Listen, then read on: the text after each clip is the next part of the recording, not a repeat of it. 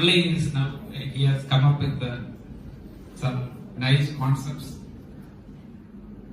and well, it is still in the debating world, scientific community. It's called the Murburn concept, and I think he is going to talk about it. I couldn't discuss that. Thank you so much. So, let me thank you for accepting our invitation. Only. Thank you so much, Professor Ravi. First of all, I'd like to thank all my audience and the organizers. Thank you, Professor Yaya, Professor Ravi, and Dr. Gary and Rizwan. Thank you so much. Before I start my talk, I would like to ask, how many of you are students and scholars? Please raise your hands, please. Can you just raise your hands if you are students and scholars? So the majority are students and scholars, right? Yeah, all are students and scholars. So now I have done my research, I have published the papers. The reason that I'm here is to convey some particular messages, just like what Professor did, Dr. Mahesh did now. So the important thing that I want to say, my work speaks, of course, yes, but then the fact that I'm here present personally, I want to talk to you personally. Please pay attention. I believe that this is going to be important for you and for me, for us. If you pay attention, you can get a lot of confidence boost, because what I'm going to say is very simple, very straight. It's not sophisticated, no spectroscopy. I don't have a lab. I sit at home. The last 5-6 years, what I've done, I think is going to be one of the biggest paradigm shifts in biology and medicine. Okay, I'm basically a biologist. I'm not a chemist. Now I call myself a chemist. It's a journey. I'll use the first 10-15 minutes to speak a lot about my personal journey, some personal stuff, but please be with me on that. Okay? So there is where I connect with you. Then I try to take you to my subject, and then you will relate more easily. So the particular question that I'll ask, and I'll attempt to answer for myself and for you, is why do we use oxygen? And the other side of it is, how does small amount of cyanide kill so quickly? The answer to this is Murburn model of aerobic respiration. Alright? So the specific questions that I'll ask here is, in respiration, is oxygen needed only to make water? Can protons and or complex 5 drive or affect ATP synthesis? How is the acute toxicity of small cyanide doses explained? These are these 3 fundamental questions that I elaborate detail. In detail, you will imagine that oxygen being a molecule that you need at the most acute time scales, the most wanted molecule in your life, you will imagine that you know the chemistry. No, wrong. Wrong. We don't know why we need oxygen. Currently, this is a cartoon that my daughter drew here. So this is the structure of mitochondria, right? There are proteins. I'll use a spiraling way of lecture. I'll come back to the same concepts again and again in greater details. Alright? So here you have some proteins distributed in this micrometer dimension organelle, bilayered organelle. Some are electron transport proteins. And then this concept of electron transport chain by David Kelath, which you know Rudolf Marcus, the electron transfer theory. He got Nobel for that in 1990s sometime. So this is explained partly by this theory. So there are proteins that are supposed to be part of electron transport chain. And then Peter Mitchell proposed chemiosmosis, for which he got Nobels in the 1970s. It is the way with which the body's, or each cell makes the energy currency. Now, how do we make the energy currency? On which is based every single activity. I move my hand, you see me, everything. You emote, you speak, everything is based on energy transactions, powering. So, this is the mechanism, Peter Mitchell's chemiosmosis.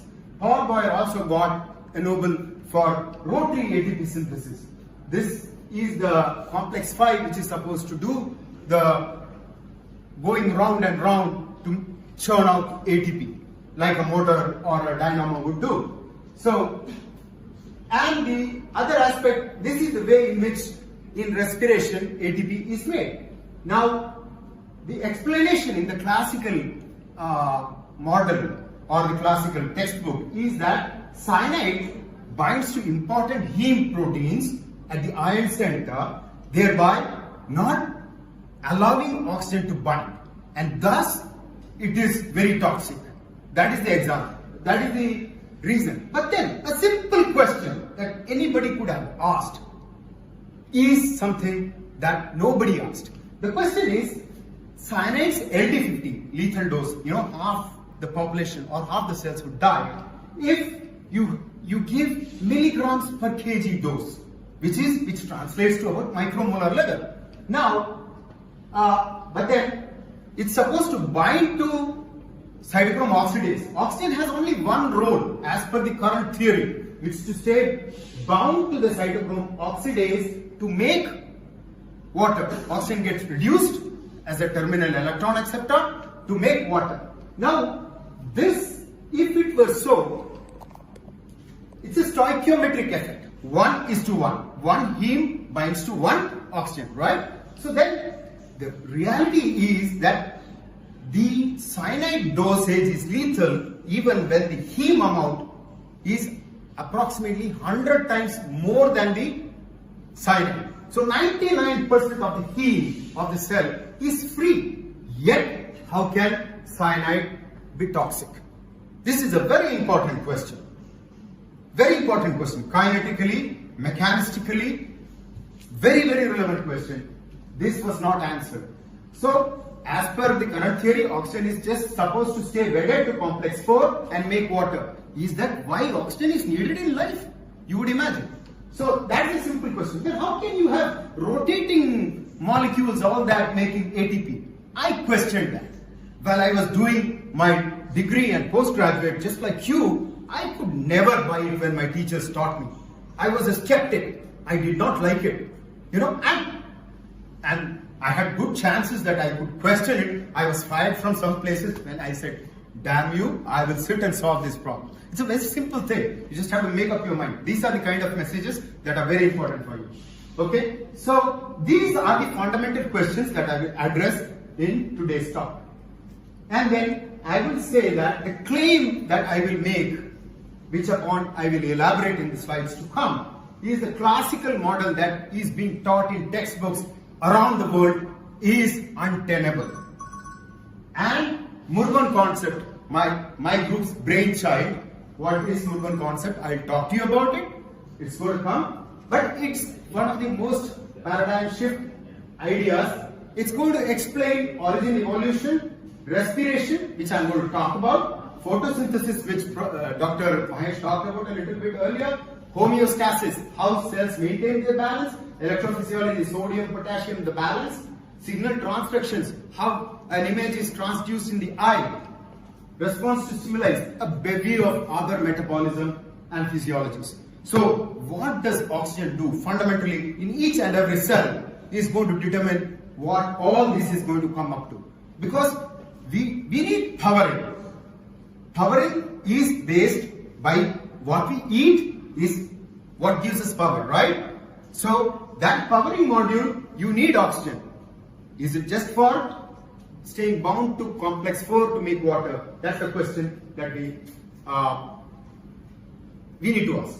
Now, Professor Ravi said that it's controversial. Yes, currently it is controversial only because some people are holding on to it. Already, books in Europe, books in Europe, there are 2 international scholars. Textbooks have got Murban concept. George Chaldakov's textbook mentions Murban concept 1 page. Lauren Jenkins' book that points out problems in the current biochemistry field that has got a whole chapter for Murban concept. So, not only that, over the last 5-6 years, there have been cover page credited articles in lesser known journals and very well known journal, Progress in Biophysics and Molecular Biology, December 167th volume. This was given the cover page credit. So this explanation.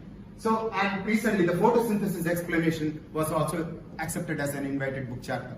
So the things are changing, and you will see why. The arguments that I'm going to present, I have presented this beforehand so that you will have some credibility. You'll think that, okay, this guy is going to say something meaningful. He has already got some recognition. So that's the reason I presented this beforehand. Now, the layout of the talk is, first part I will say about my personal journey to Morgan concept. This is very important. The majority of the students, I want you to pay a lot of attention, and also teachers, I request you to pay some attention. I want to relate with both teachers and students, because where I am today, it's because of both these aspects. And in the extent paradigm, I shall compare with the Morgan paradigm, and also I shall also give evidence for the new model. So basically, I'm going to talk about two aspects. And the first part, journey to Morgan concept. So basically, I was doing happily a degree, zoology in NSS College at Palam, countryside, local. When our president, former president, Kelath Murali Manoj got national level science exhibition to our campus. It was there that I got exposed to biotechnology. There was a stall of biotechnology. Now you are doing masters, you are going to choose a partner in life, a topic that you will focus on. There are so many things that you will have to do. How you choose that, what you fixate upon is very important. So now the turning points in my life that brought me to where I am today is what I am talking to you about, and I am also paying tribute to. This man, I owe him a lot. If he had not brought that seminar, that exhibition to the campus ground, I wouldn't have known biotechnology. And I wrote the DBT exam, I got fellowship, and then thereafter I wrote CSAR, I got fellowship again, and in a land of impoverished people, I could get fellowship and do masters and PhD and go abroad and all. So, but then this was the major turning point, and I'm paying my tribute to them and thanking them. And then I want to talk to you about my education and training. Now I consider myself an enzymologist or a biochemist. But I was actually a biologist, just smitten by the beauty of life, the diversity of life. I never thought of getting into the molecular aspects, the chemistry aspect, because I was not a chemist. Alright? But then I was writing my first semester biochemistry exam in Goa University. And I tore my answer sheet after about 2 hours, cried and ran out. Yeah, that's what happened. And why? My professor asked me, why did you do that? You had written already. You could have easily gotten a first class. I said, I'm not happy. I don't understand what I'm writing. I'm not happy, and that I think many of you will relate. That's what I'm saying. That's what I'm saying. I'm saying that. I know, because I've been there. And why I did that? Something triggered off that reaction in me. Narasimhan sir, my maths teacher, when I was in 8th class in Central School, KV Gilnagar in Chennai, when I was there, he had done one small little thing which just grew in my bald head, It wasn't bald then, but now it is. So, he was giving out the maths answer sheet. And then, he kept one answer sheet. PG Sri Raman, the Sanskrit teacher's son, got the highest, 94. He gave away all. But he kept one answer sheet at the end. Krishna Das answer sheet. And he had only 4 or 5, the main booklet only, And that he took out and he said, this is my favorite answer sheet. And he got only 76. Narasimhan sir said, this is my favorite answer sheet because this boy knows what he does. He knows how to differentiate. He knows what to build on, what is right. And that's very important. And that's what played on my head in MSc. So teachers who don't know what wonderful seeds you can give, don't hesitate to give these kind of seeds. It worked on me very late, but there I Durusta. It came late, and then what the other aspect that I wanted to talk about is that in the masters, you will all get to do a project. I chose my own project and I was very passionate and diligent about it. It was about keratinases, the enzymes that degrade keratin. I don't know, this is not because of that. This is more because alopecia, typical male pattern baldness. So, but then the masters, I'm telling you how I got to know my research. Slowly I got passionate, all that, my training. So then, Department of Chemistry, Professor Ravi and I, it was one of the most butcher-minded faculty and the most horrible assessment. And I was from biology background and I had registered, my lab was in chemical engineering, I had to do coursework there and I had to do a comprehensive exam in chemistry. And practically everybody who wrote a comprehensive exam in chemistry flunked the first time. Okay? So I was very scared. I wanted to get married. There was this girl I was, interested in getting married. I got a scholarship and I just wanted to get with that. So, but this thing was a major barricade. And so I knew that I was not going to get over it if I didn't prepare. So I prepared for my subject. That is one very important thing. So if a teacher pushes you, you better get pushed. You are not here for a ride. If you get a little pushed, it will benefit you. You will see. What I am trying to show you, anybody could have found. Anybody. The only difference is attitude and application. So that's what. So in the PhD, I went abroad. As good luck could have it, there was a fellowship opened up. I went to Japan. My financial problems were solved, and I did a project on lipase which got patented. Slowly, my confidence with chemistry grew. I could see that by exposure and by interaction with people, I was doing sensible things. This is what you will slowly do. You have to do that. So, and then I got my PhD. During that time, something very traumatic happened. One of our friends passed away. That was very important to me. And because of that, I decided to do social work. I'll come back to that later. This is going to be ending here now. Then I went to postdoc in France.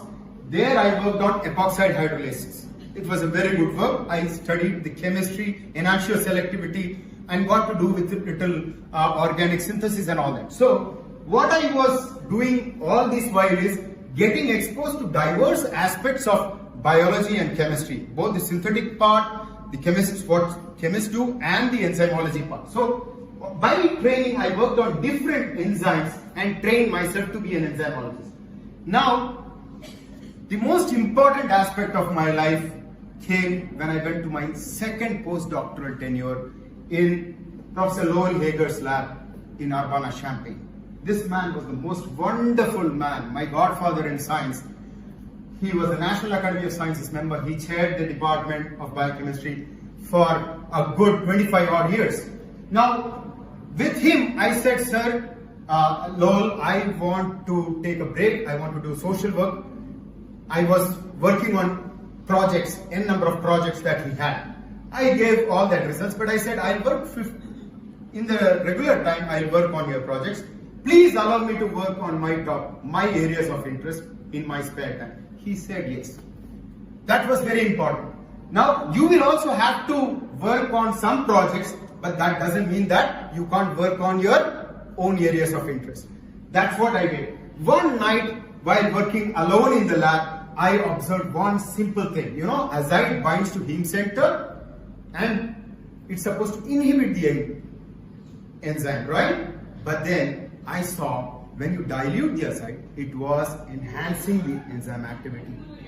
Now, what happened is, teachers, he said, it's an artifact. I said, it's not an artifact. It's a real observation. It has a meaning. And the whole thing, today what I'm going to talk about was a single observation. One observation changed the whole picture, and it will change. You'll be witness to that. I'm a very confident man. I'm speaking stuff. I have published 36 papers on Nurburn concept in decent international journals. So it's not just like that. So what I'm saying is, you will go and work. People might be seasoned, they might oppose that Kalyan, Professor Mahesh's student, those kind of people are the ones that make history. If you are going to get chickened out and all that, don't get into science. If you want to get an ordinary job and all that, science is, you're going to get a PhD, you will get very little salary and all that. Science, if you want to do research, and let me tell you, chemistry, if mathematics, you have seen Spadigam, Calicut says, Bhulogatil Spandanam Hathamats. Right? Jeevajalangande Kadinya. The fabric of life is chemistry. So, you people are very fortunate to do chemistry. Please consider chemistry as a very beautiful subject, not as abstract as physics and math, not as convoluted and information centered as biology. So you can do a wonderful thing to your own self if you get to do some biology related problems. Many biology related problems are not known. So when you do chemistry, try to think of having a affiliation towards biochemistry. That's what my point is. Now I'm going to get into my topic, the core crux. Now, when you do train yourself as an enzymologist, the thing that you talk about is enzyme substrate complex, transition state, collision theory, transition state theory, induced fit, lock and key Fisher's hypothesis, and all that. So I don't know how much you know, but then Lowell introduced me to chloroperoxidase. It's a heme cofactor containing enzyme. It's a fungal enzyme. Now what happens is that this enzyme does a wide bevy of reactions. Usually an enzyme works on one substrate, does one type of reaction, right? But this enzyme does multiple types, like chlorination, dealkylation, electron abstraction, oxygen insertion, heteroatom oxidation, hydroxylation, so many types of reactions. And these are very fast, too fast, and the stoichiometry is not well defined. Non-integral stoichiometry, very unusual dose response, and then atypical kinetics, all that. So this was the reason to explain this I had proposed Morborn concept. Now I shall tell you what Morborn concept is. Basically, the classical enzyme what you have is, suppose this enzyme, this is a substrate. So there is a very good topological identification. The substrate and enzyme, they come together as a good fit. And the electron transfer process, biological electron transfer process also, there is a good fit. So the electron transfer or group transfer or some reaction catalysis, this is the classical mechanism. It has a substrate to enzyme affinity, right? That's the chemistry behind it. Now any reaction has got energetics, mechanistics, kinetics, right? These are the three fundamental aspects. Why does something happen? If you want to explain it, you have to study these three aspects. So this is the mechanistic aspect. And then what Morborn has to do is, Morborn concept invokes diffusible reactive oxygen species centered reaction. Oxygen is seen as a relay of electrons, and oxygen is seen as a catalytic agent after taking electron, say for example superoxide, oxygen centered radicals. Currently biologists see them as toxic metabolic wastes.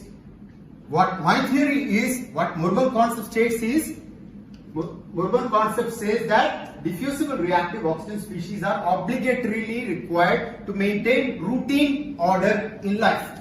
This is the simplest one-point simple theory. Anybody could have come up with this theory. So, classical enzyme substrate interaction, the same thing happens, but there is an intermediary species, oxygen-centered species. That's all. So, the term Morborn comes from Meode burning. Meode is closed, confined. Meode means closed. Burning is an oxidative process, So, molecule, unbound ion radical, and so there are basically, these are the source of the concept. Now, you know that electromagnetic force is the only force that living beings can avail of the four fundamental forces, right? So now, this is manifested or affected by effective charge separation. Once again, Professor, I forgot, earlier speaker, Mahesh was speaking about it. And then, with this, they work as our life cells, we work as simple chemical engines. And we are going to see how they work as simple chemical engines. So, now heme enzymes, I am going to show you how it is applied now. After telling you the theory of the mechanism, I am trying to show you how a particular enzyme system works. We take the P450 enzymes, which are the ones that are found in the liver. The simplest enzyme system. While I come to the respiratory system, it's a very complex system, too much information. But then I'm going to show you how that simple idea is applied in the this enzymatic system. You see the iron center, first it's activated by oxygen, and then there is the substrate binding elsewhere, and then there's a ternary complex. So there is catalytic intermediate, transition state, all that occurs at the active site. Everything occurs at the active site. Multimolecular complexes, sequential reactions, determined and defined stoichiometry, and DROS is diffusible reactive oxygen species. I shall be using this term again and again. But in the Murburn model, the same thing is not that simple. Because the diffusible reactive oxygen species can come out, or this active site can be large, what happens is there are a bevy of radicals formed which can interact with the bevy of ions, with bevy of redox active molecules, and this becomes an unordered scheme wherein the DROS will affect the outcomes. This is an expansion of what are the probabilistic events that could happen. Very simple, you just expand your horizons and zeniths and you will see more events. Like, you know, first when you see the earth goes, it's earth that goes around the sun, you think of a circular orbit. Then you get more data, you see an elliptical orbit. And then you see the sun also goes, the earth also goes, and they go all around like that. It's a completely different thing. So reality, ideas, as you get more and more data, you expand. That's what. So here it is complex, apparently complex. So now, one important thing is we need selectivity, specificity, and we need to explain the stoichiometry also. So now, selectivity is the ability for selecting a particular substrate from a mixture. So, and then specificity is, say, attacking only at the ortho or omega or a particular position. That is what. What I say is that when this interactive equilibrium between enzyme, ions and substrates and oxygen and water, all that complex system, there is, in spite of all this disorder, certain defined products can get formed. And this is based on, there could be some variable stoichiometry, but this is based on free energy of formation. There's a concept called thermodynamic pull, dynamic partitioning, dielectrics of the system, concentration-based stabilization effects, proton flows, spin locks, etc. There are so many factors that govern the outcomes here. People have overlooked these factors that could govern the selectivity. So now what happens is the classical Michaelis-Menten curve. If you have done any enzyme kinetics, you would know it's a hyperbole. There are some kinetics observed when you practically get a zeroth order, you get multiple phasic curves. This could not be fit into the Michaelis-Menten classical metabolic curves. Also, dose response is what you see in physiology. When you increase the effector concentration, you plot the response. Normally, you get a sigmoid curve, whether for activation or inhibition. But then, these kinds of curves you get sometimes, wherein at a particular concentration you might have inhibition, at a particular concentration you might have activation. For example, in some, I am not endorsing homeopathy, but then that scientific phenomena is called hormesis. You might give 10 milligram, you might not observe an effect. 1 milligram, you might get an effect. How? This is a scientifically, some cases, it has been reproduced. But then how? There is no explanation. Involvement of radicals can explain. If a radical is a catalytic species, it will get stabilized at a particular concentration. More concentration, they collapse. So very simple idea, very simple idea, apply it practically. You have to go beyond the textbook paradigms to try to explain what you see and not try to fit everything into what is the paradigm available. A scientist is supposed to explain what he observes or she observes. So this is the explanation power of Murburn concept. Now I call Murzyme as one which abides by the Murburn concept. CYP3A4, it is the enzyme in your liver which metabolizes practically 80% of the drugs. Drug industry is $1 trillion industry. They optimize drugs based on the erstwhile Michaelis-Menten theories. Now here you see such a large molecule. This is the active site cavity. Such a large molecule cannot enter the active site cavity. When you do docking, it binds on the surface. So it has to invoke a diffusible radicals role. People were not willing to do it. Why? Because it is chaotic. But this is what explains. So this is how we explain some enzyme roles. So to sum in the simple, this liver metabolic enzyme system, there is only one flavin enzyme and one heme enzyme. There are two enzymes only, two proteins. Their role, suppose for CYP2C9, these are the diverse substrates, non-steroidal anti-inflammatory drugs, say Viagra, sildenafil, antiviral ritonavir, so many different kinds of molecules, they are metabolized by CYP2C9. How can you see diversity of topography, functional groups? How can you explain? One catalytic site, it cannot. It binds on the surface and then the diffusible radical species comes out, the explanation. So what could this theory afford in that system? It could explain the protein structure function distribution, non-indissolubility of most enzymes by the substrate, the diversity drug-drug interactions, and it allows us to have better conditions to optimize lead drugs. So now I showed you what Murburn concept is, and it's nothing but the obligatory role of a diffusible reactive species in enzyme catalysis. Okay? Now that I shall apply and elaborate in aerobic respiration. Now aerobic respiration, the classical model is there is complex 1, complex 3, complex 4. It's like you put an electron into a system of proteins that transport those electrons, and while that is transported, they pump out protons. And these protons, they come back and make the complex 5 rotate. And there are two different equations. How do the protons force ATP formation, which is a endergonic process, right? Your phosphate and ADP, both are negative charges. You cannot, it's approximately 36 kilojoules per mole. You cannot have that facile.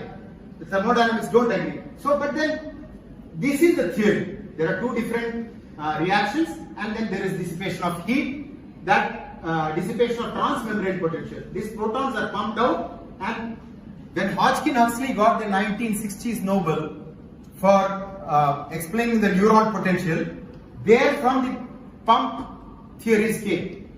Ions are pumped out. So that's where Mitchell had proposed it. So my theory is very simple, the Murburn concept.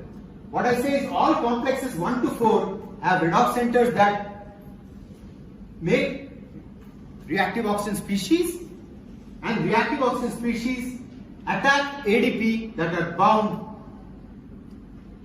on the enzyme. Very simple. You have ATP formation.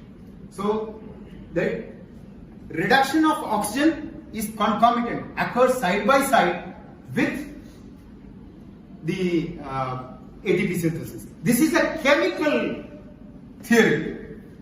That's a mechanoelectrical theory. The current theory has no thermodynamic basis. I will show you that. The next, I am coming into more details. Now, this is complex 1, complex 3, complex 2. Electrons are given in 2 electrons. Because the deterministic process, if it is a radical reaction, then you will have side reaction, so we should not have it. That's what people thought. So this is the equation, multimolecular equations, like what I showed before. Don't get into the details. What I'm saying is, the electron transport is very distinct from the ATP synthesis. These are the structures. There are large pendulous matrix for subtension. Matrix is the mitochondrial cavity. Now, how is this happening? This stoichiometry changed over a period of time. They say that now one NADH can only give 2.5 ATP. This is when experimental researchers have shown that they get even 4 ATP. But this theory cannot afford that because the thermodynamic window does not permit. So, the Murburn scheme is quite different. This matrix for subtends, they bind ADP and they generate ROS, and then that's it. And the complex 5, that theory, classical theory, is just an ATPase that brings in proton. The membrane in this new theory is not proton preventing or anything. Protons can come in. Now, this is the new theory. Now I am going to go critiquing the existent theory, which you can easily understand. Now, I am not the first person who critiqued these theories. There were people before me, and they were not coming in flocks. They were coming as individual scientists. You see, they are all individuals. They don't come in bunches. So if you want to think different, you'll have to start understanding things, and you'll have to start questioning things all by yourself. 10 people can't think critically. One person thinks critically. So these people put up a few arguments against the existent paradigm, even after it got Nobel Prize. Even after it got Nobel. This is very important. Peter Mitchell got his Nobel in 1970s. These publications were in 1980s, even in 2000s. So science is a process. Science is something in which you can only negate, neti. You can only say this is wrong. You cannot say this is right. Right? You understand that? So, first thing, you will really love this. How can you say Peter Mitchell's theory is untenable? One mitochondrion is a micro-dimensioned organelle. You know dissociation properties of water, solubility product of water, H plus OH minus, you know Avogadro's number, you know the volume. Make a simple calculation. The number of protons that you have in a mitochondria is 5 or 6. And how many proteins that are supposed to pump the protons? Tens of thousands or lakhs. So, finger countable protons, lakhs of proteins. Are the proteins there to pump protons? Is the natural question you ask. I asked that. I always felt this proton pumping business was good. And now this was the first simple question that even a 12th standard person can figure out. One mitochondrion, you need to know the dimension, you need to know what is the dissociation constant, equilibrium constant, and that's it, 10 to the power minus 40. You know, very simple calculation. So, let us go a bit more sophisticated calculation. Those people who want to say there is force and all, you know the membrane capacitance, you know the voltage, transmembrane potential. From there you can calculate the amount of charge flux that is needed. That also you will come to very clear understanding that you need at least 10 to the power 7 times more protons for ATP synthesis to be sponsored by proton motive force. So clearly Peter Mitchell's theory is untenable. So next recognized theory is the rotary synthesis. When protons come in, rotary ATP synthesis goes round and round, changes conformation. But the thing is, complex 5, this protein, when it is isolated, it is an ATPase. It is an ATP hydrolase, not an ATP synthase. But they say that this reaction works in the reverse way. Well, it's like saying you can take a fruit, put it in a juicer, and you get juice down, right? And now tilt the juicer, put the juice and pulp from the top, and you get the fruit from the bottom. No, it doesn't agree. Thermodynamics doesn't work like that. And if it were the case, complex 5 would have had more affinity for ADP. Experimental work says that it has got 10 million times more affinity for ATP. So it is an ATPase. It is not an ATP synthase. So there are many other aspects, like concentration of ATP is higher in mitochondria in the physiological setting. So if it has got higher ATP affinity, higher ATP, so it will always keep binding ATP on. So, and transmembrane potential, the proton gradient supposedly is continuous. If there is some kind of change in the conformation, you would expect some ferromagnetic component in this protein, some redox active component. Nothing. There's nothing like that. So all these, and very, very crucial part is, Paul Boyers only took one binding site of ADP on beta monomer. When you see the structure, when you see the experimental data, both alpha and beta, this is the hexamer, okay? They have multiple ADP binding sites. So there is no explanation. How can you be so selective? How can you not account for all the observation? So that is what. And the most important aspect, recent research showed that Plasmodium, you know Plasmodium, it's the parasite in mosquito, right, that infects us during malaria.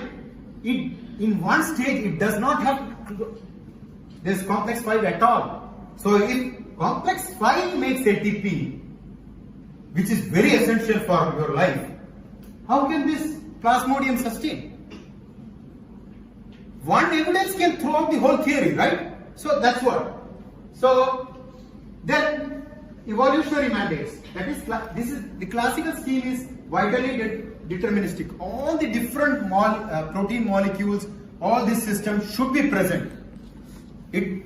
Once one molecule absent, the system doesn't work. Whereas the Murburn, each one component is independent, and it's a probability-based stochastic network. And chemiosmosis is a losing end gambit. You know what a gambit is? Gambit is first you invest, first protons are thrown out, and then ATP is made. How does that logic work in evolutionary conditions? Then it cannot, the mitochondria has got plenty of ROS always. The classical theory does not explain why ROS should be formed. So now we get into some structural aspect. The structural aspect is, this is complex 1. I'm going to get some detail here. Now here is the electron transport chain. There are multiple iron sulfur center. There is a flame here. The electron transport is supposed to occur here, and the protons are supposed to get pumped here. Now this is a microsecond process. This is a millisecond process. How can they be occurring side by side? Temporally it doesn't make sense. Thermodynamically it doesn't make sense. The calculation shows that the yield is plus 18.6. It is not spontaneous. The Murburn model is very spontaneous. You see very high yields. And you can easily have coupling. The structures agree. You see these things, what happens is oxygen takes electron, in these areas it forms superoxide and all that, there is ADP binding sites, and it attacks phosphate and ADP, and ATP is made. It uses the reaction potential of radicals. It's a chemical reaction theory. So similarly, complex 3, this whole pendulous region that complex 3 has, there is no explanation whatsoever in the classical theory. We showed that this has multiple ADP binding sites here. So now the reactions, once again, this Q cycle is a Mitchellinian proposal. It's a multi-molecular scheme which has got the probability of 1 in 10 billion or something like that. Highly untenable mechanism.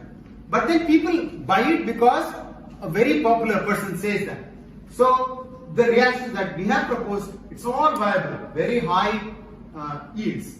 So what are the evidence that we have put forward, we have shown, or what is already available? I'll quickly go over now. These are the reactions. So oxygen, while it goes from oxygen superoxide, peroxide to hydroxide, and then water, it carries out simple reactions like this. ADP gets attacked, then ADP-OP is the ATP, the phosphate bond formation. So that's what it is here. So So direct connectivity between oxygen reduction and ATP synthesis. And all the reactions are bimolecular and unordered. Probability, very good on probability. So now what are the evidence? Exactly like the P450 system, this shows the experimental data. The P450 system is in the endoplasmic reticulum. It is not a covered system. There cannot be a proton pumping role. Same kind of profile, same kind of molecule. The presence of substrate is what depletes the redox molecule, NADPH or NADH. So, and there are multiple components that are similar. One very important thing, in xenobiotics also the hydroxyl groups are phosphorylated occasionally. So it's a non-specific reaction mechanism. That's it. It's just very simple. This is one idea. This is the most crucial piece of evidence. There is very clear data shown that when you plot transmembrane potential, which is supposed to drive the ATP synthesis, transmembrane potential is also correlating. As you increase the transmembrane potential, ROS goes up. Only when you can monitor ROS is reactive oxygen species, can you get ATP synthesis. Around 200 millivolt only you get ATP synthesis. Time. Yes, I know. So this thing we showed that ATP synthesis, you just take ADP and phosphate and put superoxide, you get ATP. Very simple. And these works were already, some indirect works, some lady scientist, Kathleen Naylor, she had shown in 1990 in situ in mitochondria using xanthine oxidase which produces superoxide. And then Galina Mironova in Russia, she had shown peroxidative phosphorylation in 1970s. These things were overlooked. So what are the other evidence? Higher NADH and O2 increases ROS. Increase in ROS elevates TMP. ATP production is not seen without ROS, and complex 1 to 4. All of them independently generate ROS and have ADP binding sites. So I'll quickly go over the slides now. So it's a one electron paradigm. Mitochondria is a completely one electron paradigm. There are 31 electron agents in mitochondria. So wishing that it's a 2 electron paradigm is just a wish above reality. It's a 1 electron paradigm. The distribution, the structures, all of them agree with Murburn model. The structures, I'm not going to go at it. The prokaryotic system also the exactly same system, not just eukaryotic mitochondria. The super complexes. You see, these complexes come together. Only if you consider the ROS dynamics, they make sense. If you say that quinone goes from here to there, it doesn't make sense. These structures agree. The radical chain reactions are sustained by the complexations. So even the molecules, the small molecule, oxygen, it's a very simple concept. Oxygen has a coverage area of 10 to the power 3 angstroms per microsecond. The redox centers are spaced approximately 10 or 20 angstroms, and the reactions occur in micro to millisecond. Oxygen will shunt all reactions. There is no way oxygen can be kept out of these redox centers. You can wish against oxygen, not interrupting. There's a very good electron transport chain circuit and all that, but then oxygen will interfere. These are the structures of cytochrome C, all that are better explained by the Murburn theory. So thermodynamics and kinetics, since it's a bimolecular reaction, it supports my theory. Heat, one very important thing. You know, the reactions rate, we are 37 degrees, we are thermostatic. We need that. Otherwise the reactions will not happen, right? The reaction rate is enhanced. The heat production is also due to the reactions that are mediated by ROS, because the quenching is very facile, thermodynamically very valid. Now please give me 5 minutes to explain to you why cyanide. You will love this. Cyanide, carbon monoxide, is a much stronger binder than cyanide. You are chemists, you will know. Carbon monoxide has a, these are the terms, K1. Excuse me, the mechanisms are different, I think. Carbon monoxide poisoning and cyanide poisoning. Can you come to it at the end of it, please? I'm rushing. Professor, just 1 second. Yeah, there are some things, but then there are the constants that I'm talking about. We'll talk about the mechanisms and all that in the end part. So here, the kinetics is a K on the dissociation constant. This has got a greater affinity. The affinity constant is what I'm talking about. This binds much stronger, much lower level. This is at least 3 times stronger carbon monoxide.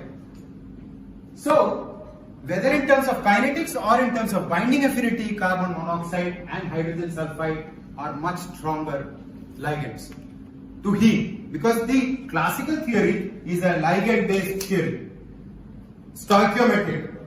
Now, carbon monoxide doesn't kill even above 40%. It just makes you mildly. Smokers can even have 10% carbon monoxide in their blood, whereas cyanide kills even at 2 to 3%. That is the truth. So, and even then, it kills it within seconds. It knocks you out. The kinetics is not explained. If you take the K on, you can multiply this by micromolar, you get this pseudo first order reaction rate. So that comes in several minutes or hours, but then you get the effects in seconds. The explanation in Murbird is very simple. Oxygen forms superoxide, but superoxide reacts with cyanide. What happens is that it makes water, cyanide acts like a catalyst interacting with the diffusible radicals. These radicals are needed for making ATP. The equilibrium constant, that is the yield, is far high. So this is the reason why you have inhibition by cyanide. This paper was published in Toxicology, the leading Elsevier journal in the subject, right? So this is the explanation. So basically what I say is that just like a chemical engine works, our body works. The chemistry is same, very same, only mild way it works. If you remember your 8th class, what is the difference between respiration and combustion? You might have done that. There's hardly any difference. They are very similar. So the diffusible radicals can give order as well as chaos. This explains why we are born and we have to die. The heat, the burning that occurs, it will take us also. There's no way you cannot escape that. Very theory, over a period of time, as long as oil is there, it will burn. But then the wick also gets charred. That's what happens to us. So this is explaining a wide bevy of physiological reactions. Sorry about this is gone all over. So when I started the thing about 22 odd years back in lower slab, young enthusiast, I was about to give up. Don't give up if you find some interesting work. So science takes its own time to change. Alright, now my ideas and this Murbird concept might be controversial, but you'll remember this day, you will know that your kids will study a different thing. Maybe I might not get the recognition because this is too radical for people to accept it now. But then you must understand that it does provide an alternate explanation. So to sum it up, very simple. Knife, it cuts, it bleeds. If you go and see, you will see gloves in the kitchen, you will see cutting boards. Will you infer that knife is not used because the gloves and cutting boards are present? That's what people infer. Because there are cross-utilizing enzymes like catalase and superoxide dismutase, they think that reactive oxygen species are deleterious. Of course they do give cancer, there are pathological effects, but anything in the wrong place, in the wrong amounts is bad. Yes, you know that, right? So that's what is my message. So oxygen is not needed to make water at complex 4, but it is used to make reactive oxygen species. That's the paradigm shift that I want to bring to your attention. And finally, thank you so much, organizers and attendees, for your patience with me. And I want to say, exploration of alternative ideas, new ideas, is very crucial. Be happy and curious enough to support a very open-minded approach like Calvin and Hobbes. I want to mention my students, Surjit, Daniel, Abhinav, Afzal and Vivian, and my collaborators, Nikolai Berdin from Russian Academy of Sciences, Lauren Jacob from Calicut School in Belgium, Yan Yogu from Chinese Academy of Sciences, Hirohisa Amagawa from Gifu University. Thank you so much. Thank you so much. I hope it has been informative. Thank you so much for your attendance. Thank you, Professor Ravi. Thank you so much, Professor. Thank you so much. Thank you so much. Any quick question? We are actually ran out of time. Any questions? I appreciate your energy, your energetic talk and your answer. But also to say that the existing theories are wrong. With this preliminary idea. Evidence. This is an alternative.